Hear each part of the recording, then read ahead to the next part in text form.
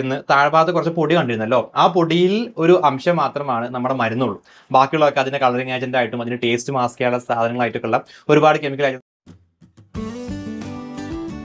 ഇതൊരു ആന്റിബയോട്ടിക്കിന്റെ സിറപ്പാണ്. സസ്പെൻഷൻ എന്ന് പറയും, ഡ്രൈ സിറപ്പ് എന്നൊക്കെ പറയാറുണ്ട്. ഇതിന്റെ കൂടെ വെള്ളം കിട്ടും, വാട്ടർ ഫോർ ഇഞ്ചക്ഷൻ എന്ന് പറയാറുണ്ട്, സ്റ്റൈൽ വാട്ടർ എന്ന് പറയാറുണ്ട്, സ്റ്റൈൽ വാട്ടർ ഫോർ ഇഞ്ചക്ഷൻ ഇങ്ങനെയൊക്കെ പറയാറുണ്ട്.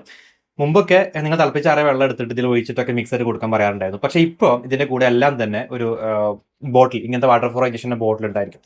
ഇതെങ്ങനെ മിക്സ് ചെയ്യേണ്ടതെന്ന് പറഞ്ഞു കഴിഞ്ഞാൽ ഈ ബോട്ടിൽ തന്നെ ഒരു മാർക്കിംഗ് ഉണ്ടായിരിക്കും. ആ മാർക്കിംഗ് വരെ ആ ബോട്ടിലിന്റെ ഫ്രണ്ട് ഭാഗം, നിങ്ങളുടെ ആ വാട്ടർ ഫോർ ഇഞ്ചക്ഷന്റെ മുകളിലത്തെ ഭാഗം ഒന്ന് ടിൽറ്റ് ചെയ്ത് കഴിഞ്ഞാൽ പൊട്ടിപ്പൊക്കോളും. എന്നിട്ട് ആ വെള്ളം ഇതിലേക്ക് ഒഴിക്കണം. എന്നിട്ട് ഒഴിച്ചിട്ട് ഈ മാർക്കിംഗ് വരെ കൊണ്ടുവന്നേക്കണം. അതിനുശേഷം ടോപ്പ് അടച്ചിട്ട് നല്ലോണം ഷെയ്ക്ക് ചെയ്തേക്കുക. ഷെയ്ക്ക് ചെയ്ത് കഴിഞ്ഞാൽ മേ ബി ഈ വെള്ളം വീണ്ടും താഴോട്ട് പോകുന്നുണ്ടായിരിക്കും. ദെൻ വീണ്ടും ആ വെള്ളം, ബാക്കിയുള്ള വെള്ളം ഒഴിക്കുക, ഈ മാർക്കിംഗ് വരെ കൊണ്ടുവരാം.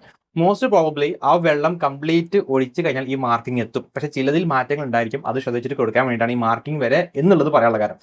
എന്നിട്ട് നല്ലോണം ഷെയ്ക്ക് ചെയ്യാം. ഇതിന്റെ കൂടെ ഇനി ഓരോ തവണ കുഞ്ഞിന് മരുന്ന് കൊടുക്കുന്ന സമയത്തും എന്ത് ചെയ്യണം? ഇത് ഷെയ്ക്ക് ചെയ്യണം. ഇത് നിർബന്ധമാണ്. ഇതാണ് പ്രധാനമായിട്ട് എനിക്ക് പറയാനുള്ളത്. അതായത് ഇതിൽ ഡ്രൈ സിറപ്പ് ആയിരുന്നു, താഴ്ഭാഗത്ത് കുറച്ച് പൊടി കണ്ടിരുന്നല്ലോ, ആ പൊടിയിൽ ഒരു അംശം മാത്രമാണ് നമ്മുടെ മരുന്നുള്ളൂ.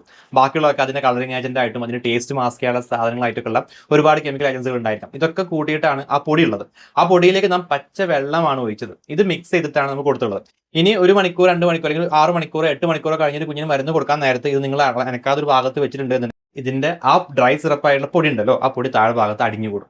മുകൾ ഭാഗത്തുള്ള വെള്ളം മാത്രമേ എടുത്ത് കുഞ്ഞിന് കൊടുത്തിട്ടുള്ളൂ എന്നുണ്ടെങ്കിൽ കുഞ്ഞിന് ഒരിക്കലും മരുന്ന് കിട്ടുക, കുഞ്ഞിന്റെ അസുഖം മാറൂല. അതിനാൽ തന്നെ ഓരോ തവണ ഷെയ്ക്ക് ചെയ്യുന്ന സമയത്തും ഈ പറയുന്ന മരുന്ന് മിക്സ് ചെയ്യും. ദെൻ ആ പറയുന്ന 5 ml 10 ml എത്രയാണോ നിങ്ങൾക്ക് ഡോക്ടർ പറഞ്ഞിട്ടുള്ളത് ആ ml അടങ്ങിയിട്ടുള്ള ഡോസ് നിങ്ങൾക്ക് കിട്ടുന്നുണ്ടായിരിക്കും.